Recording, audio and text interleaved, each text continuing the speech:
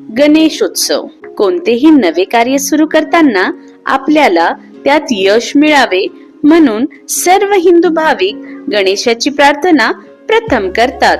हत्तीचे तोंड असलेल्या या प्रेमळ विघ्नहर्ता गणपतीचा उत्सव भाद्रपद महिन्यात साजरा करतात. हा उत्सव साऱ्या भारतात साजरा होतो. विशेषतः महाराष्ट्रात हा उत्सव प्रत्येक गावात, शहरात, खेड्यापाड्यात साजरा केला जातो.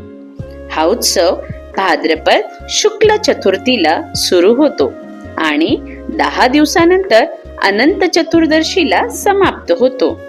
घरोघरी गणेशाच्या छोट्या प्रतिमांची स्थापना करून पूजा करतात. परंतु सार्वजनिक मंडळाच्या मूर्त्या बऱ्याच मोठ्या असतात.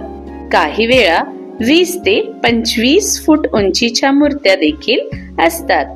गणेश चतुर्दशीला खास पक्वान म्हणजे गणेशाला आवडणारे मोदक. मोदक तांदळाच्या पिठापासून बनवतात. मोदकात नारळ व गुळाचे शिजवलेले सारण घालून ते उकडतात. त्याचा नैवेद्य बहुतेक घरातून पहिल्याच दिवशी केला जातो.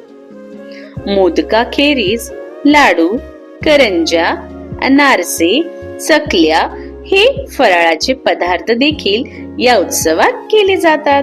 भारतातल्या वेगवेगळ्या भागात गणेश चतुर्थी निरनिराळ्या पद्धतीने साजरी करतात. उत्तर प्रदेशात या दिवशी स्त्रिया उपवास करतात. दक्षिणेतही हा उत्सव लोकप्रिय आहे. कर्नाटकात त्याला गौरी गणेश हब्बा असे म्हणतात. गौरी व गणपतीचा हा जोड सण तमिळनाडूमध्ये घरोघरी पारंपरिक पद्धतीने साजरा करतात. मातीच्या छोट्या मूर्त्या लोक विकत आणतात. त्याबरोबरच रंगीत कागद व इतर सामान आणून त्या मूर्त्यांची सजावट करतात. लाडू किंवा मोदकासारखेच पण मुखऱ्या न पाडता सारण भरून उकडलेले वड्यांसारखे दिसणारे कोळकट्टे याचा देवाला नैवेद्य असतो. हल्ली दक्षिणेतही गणेशाच्या सामुदायिक पूजाची प्रथा सुरू झाली आहे.